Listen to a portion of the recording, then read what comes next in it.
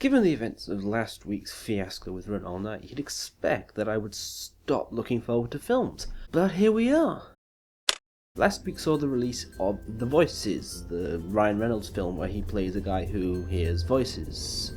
And he gets told by these voices to, go out and kill people.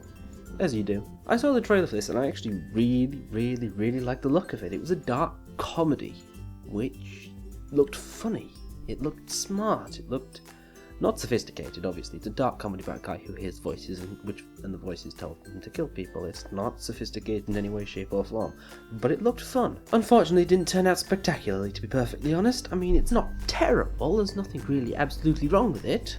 But it doesn't seem to grasp me in the way that I hoped it would have. I, and probably a lot of other people, were hoping that this movie could, for once and for all, give us the answer as to whether or not Ryan Reynolds is a good actor or not, because at the moment we all have no clue. I mean, we really don't know. We just have no clue. Unfortunately, that hasn't happened. He plays this in an incredibly weird way. I mean, he plays it as an awkward guy, which makes sense because his character is an awkward guy. It makes sense for him to be awkward and a bit socially inept.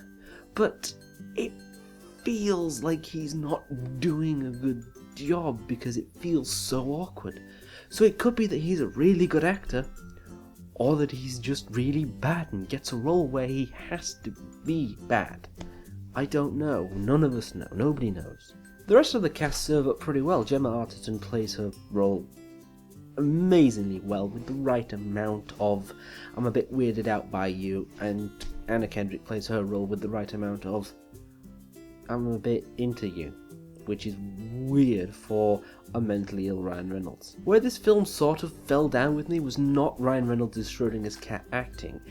It was the pacing. In the first 10-20 minutes, everything is explained to you in such a quick-fire way. You're told this, that, and the other so succinctly, and you just get told it all, and it just happens, and you feel like, okay, if you can keep this pacing up, this film's going to be 20 minutes long.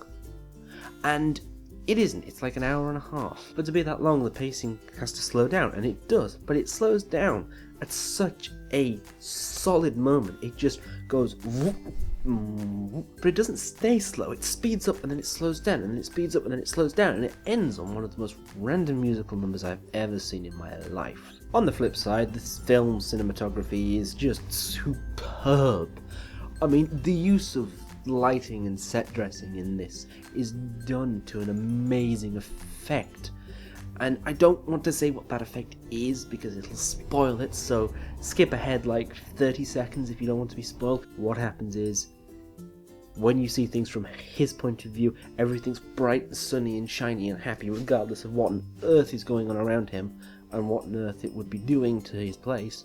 But when you see it from other people's point of view, everything's sort of dark and murky, and he's got rubbish stacked, piled high, and there's blood everywhere. And it's just wonderfully done. The whole contrast, not just the contrast of what he does to what he sees, but the contrast of what he sees to what everybody else sees, is done in such a smart and clever and sharp and funny way.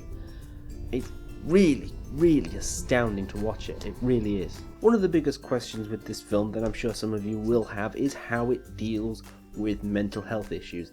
And the answer is, It starts off using the normal standard trope of mentally insane guy is a bit nuts, and it develops from there. But like 3/4 of the way through, its approach just sort of shifts. Sort of like as if the director spent 10 minutes on Tumblr and just shifted his perspective completely. And so it sort of talks about how everybody has voices in their head that tell them that they're worthless, or that they're not worthy of anything, or that they're stupid, or that they're ugly, or stuff like that, and everything like that. And that jump, that sort of twist, it kind of works, but at the same time it's kind of a whiplash effect. Not the film, the actual, that whiplash.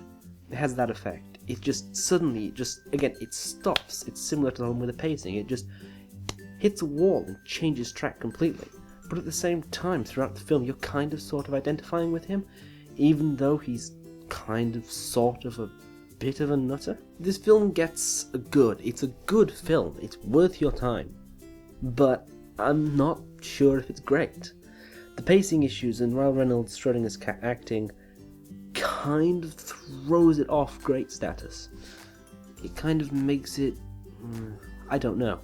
I liked it, but I don't know if that's enough. Okay guys, thank you very much for watching. I hope you like the slightly tweaked, changed format that I've done here. I put a new title card in, which I think is quite nice and subtle, and it does the job rather well. I hope you agree. If you have any comments, put them in the comments below. And at the same time, if you have any comments about the film, put them in the comments below as well. And be sure, if you like this, to like and subscribe. Oh, one last thing before I go. I am going to start saying the film that I'll be reviewing next week now, instead of tweeting it out and Instagramming it out. I'll still do that, but I will also be saying it here and now at this point in the video. Next week I'll be reviewing Cinderella, the new one with Lily Collins, I think. I think it's got Kate Blanchett in as well, I'm not 100% certain. Anyway, I'll be reviewing that next week, but for now, thank you again for watching, and I'll see you guys next week. Bye.